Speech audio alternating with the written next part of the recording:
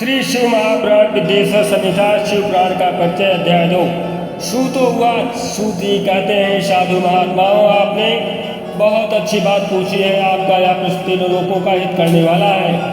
मैं गुरुदेव व्यास का स्मरण करके आप लोगों के स्नेहवश इस विषय का वर्णन करूँगा।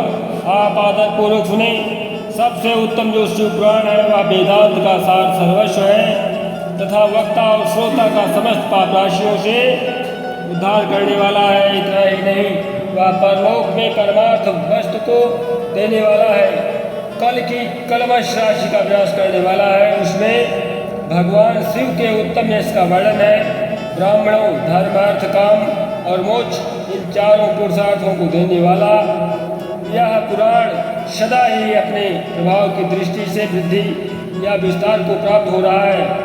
विप्रवरों, उस सर्वोत्तम शिव पुराण के अध्ययन मात्र से वह कलयुग के पापाशक्त जीव श्रेष्ठतम गति को प्राप्त हो जाएंगे। कलयुग के महान उत्पाद तभी तक जगत में निर्भय होकर विचरेंगे जब तक यहाँ शिव पुराण का उदय नहीं होगा। इसे वेद के तुल्य माना गया है।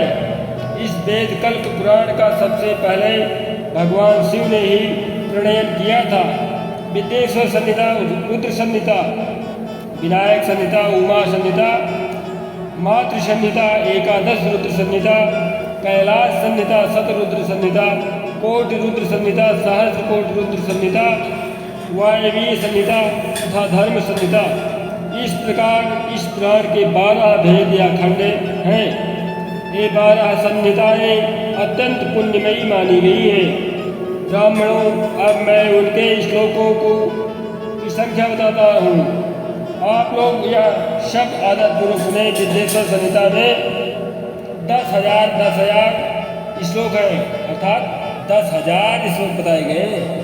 रुद्र संहिता, विनायक संहिता, उमा संहिता और मातृ संहिता, इनमें से प्रत्येक में 8,000 श्लोक हैं। ब्राह्मणों, एकादश रुद्र संहिता में 13,000, कैलाश संहिता में 6,000, शतरुद्र संहिता में 3,000, कोटि रुद्र संहिता में 9,000, सहस्र कोटि रुद्र संहिता में 11,000, वायवीय संहिता में 4,000 तथा धर्म संहिता में 12,000 श्लोक हैं। इस प्रकार मूल शिव पुराण की श्लोक संख्या 1,00,000 है, परंतु व्यास जी ने उसे 24,000 श्लोकों में संक्षिप्त कर दिया है। पुराणों की क्रम संख्या के विचार से इस शिव पुराण का स्थान चौथा है। इसमें 7 संहिताएँ हैं। पूर्व काल में भगवान शिव ने श्लोक संख्या की दृष्टि से 100 करोड़ श्लोकों का एक ही पुराण ग्रंथ प्रसिद्ध किया था। सृष्टि के आदि में निर्मित हुआ वह पुराण साहित्य अत्यंत विस्तृत था। फिर द्वापर आदि युगों में द्वैपायन, व्यास आदि महर्षियों ने जब पुराण का 18 भागों में विभाजन कर दिया, उस समय संपूर्ण पुराणों का संक्षिप्त स्वरूप केवल 4 लाख श्लोकों का रह गया। उस समय उन्होंने शिव पुराण का 24,000 श्लोकों में प्रतिपादन किया। यही इसके श्लोकों की संख्या है। यह वेद तुल्य पुराण 7 संहिताओं में बटा हुआ है। इसकी पहली संहिता का नाम विद्येश्वर संहिता है, दूसरी रुद्र संहिता समझनी चाहिए और तीसरी का नाम है शतरुद्र संहिता, चौथी कोटि रुद्र संहिता, 5वीं उमा संहिता, 6वीं कैलाश संहिता और 7वीं का नाम वायवीय संहिता है। इस प्रकार ये 7 संहिताएँ मानी गई हैं। इन 7 संहिताओं से युक्त दिव्य शिव पुराण वेद के तुल्य प्रामाणिक तथा सबसे उत्कृष्ट गति प्रदान करने वाला है। यह निर्मल शिव पुराण भगवान शिव के द्वारा ही प्रतिपादित है। इसे शैव शिरोमणि भगवान व्यास ने संक्षेप में संकलित किया है।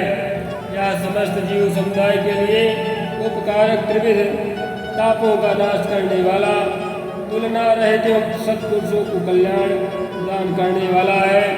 इसमें वेदांत विज्ञान में प्रधान तथा निष्कपट निष्काम धर्म का प्रतिपादन किया गया है। यह पुराण ईर्ष्या रहित अंतःकरण वाले विद्वानों के लिए जानने की वस्तु है।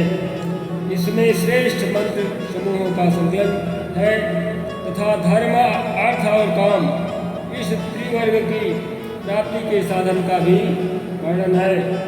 यह उत्तम शिव पुराण समस्त पुराणों में श्रेष्ठ है। वेद वेदांत में वेद रूप में पिलसित परम वस्तु परमात्मा का इसमें गान किया गया है। जो बड़े आदर से इसे पढ़ता है और सुनता है वह भगवान शिव का प्रिय होकर परम गति को प्राप्त कर लेता है। दूसरा अध्याय संपूर्ण।